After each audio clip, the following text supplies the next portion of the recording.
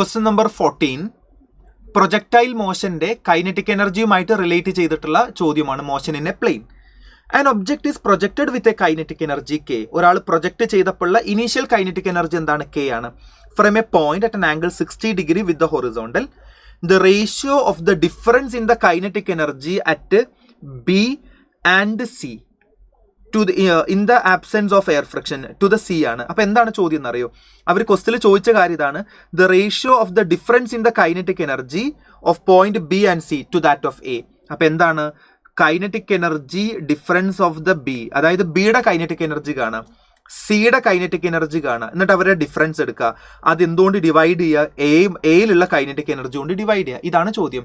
ബിയിലെയും സിയിലെയും കൈനറ്റിക് എനർജിയുടെ വ്യത്യാസവും അതേപോലെ എയിലുള്ള കൈനറ്റിക് എനർജിയുടെയും റേഷ്യോ. എയിലുള്ള കൈനറ്റിക് എനർജി ക്വസ്റ്റിൽ കെ തന്നിട്ടുണ്ട്. ഓക്കെ, അപ്പോൾ അത് കുഴപ്പമില്ല. എയിലുള്ള കൈനറ്റിക് എനർജി കെ ആണ്. So kinetic energy at the A ക്വസ്റ്റിൽ തന്നിട്ടുണ്ട്. That is equal to K ആണ്. ഇനി എനിക്ക് വേണ്ടത് കൈനറ്റിക് എനർജി അറ്റ് സി വേണം.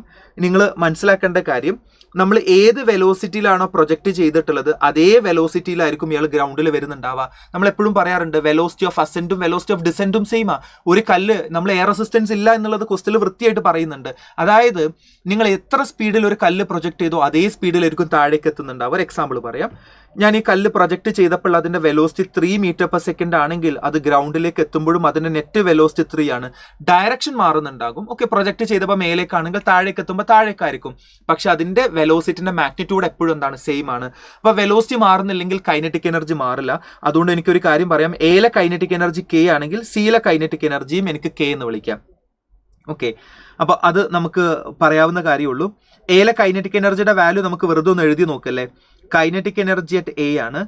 ലെറ്റ് ദ ഇനീഷ്യൽ വെലോസിറ്റി, ഇതിന്റെ ഇനീഷ്യൽ വെലോസിറ്റി യു ആണെന്ന് വിചാരിക്കുക. ആദ്യം ഉണ്ടായിരുന്ന വെലോസിറ്റി യു ആണ്. അപ്പോൾ കൈനറ്റിക് എനർജിയുടെ ഫോർമുല എന്താണ്? Half M U square. So this is the kinetic energy at A. അതിനെയാണ് അവർ കെ എന്ന് വിളിച്ചത്. ഇതാണ് എയിലുള്ള കൈനറ്റിക് എനർജി.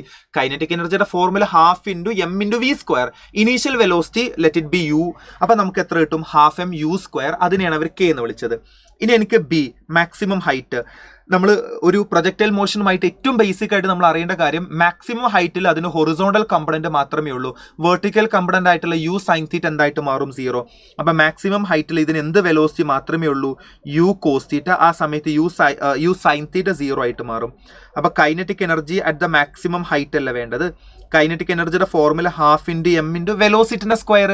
ഏറ്റവും മാക്സിമം ഹൈറ്റുള്ള വെലോസിറ്റി ആരാ? U cos theta. അപ്പോൾ അതിൻ്റെ square u square cos square theta. Okay, അപ്പോൾ ഒരു കാര്യം മനസ്സിലായി. ആരാണ് ഈ half M U square? Half M U square എന്ന് പറയുമ്പോൾ ഇനീഷ്യൽ കൈനറ്റിക് എനർജി അല്ലേ? ഹാഫ് എം യു സ്ക്വയർ എന്ന് പറയുമ്പോൾ ഇനീഷ്യൽ കൈനറ്റിക് എനർജിയാണ്. Therefore kinetic energy at B is equal to initial kinetic energy into cos square theta. So K into അവർ തീറ്റയുടെ value 60 ഡിഗ്രിയാണ്. Theta means angle of projection. അപ്പോൾ K into cos 60 1/2. Cos square ആകുമ്പോൾ 1/4. അപ്പോൾ നമുക്ക് എല്ലാ kinetic energy നമ്മൾ കണ്ടുപിടിച്ചു. Kinetic energy at A K ആണ്. കൈനറ്റിക് എനർജി അറ്റ് സിയും സെയിം ആണ്. കൈനറ്റിക് എനർജി അറ്റ് ബി എത്രയാണ്? K divided by 4. നമുക്ക് വാല്യൂ എടുക്കാം. Kinetic energy of B minus C, അതാണ് ക്വസ്റ്റിൽ ചോദിച്ചത്, difference in B and C.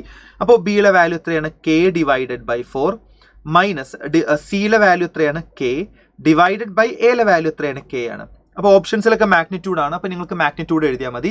K minus K by 4 എത്രയാണ്? 3k divided by 4. Okay, divided by K ആണ്. ആ കെ കട്ടായിട്ടുണ്ടെങ്കിൽ ആൻസർ എത്ര വരും? 3/4. That is equal to 3:4 is the right answer. Option 4.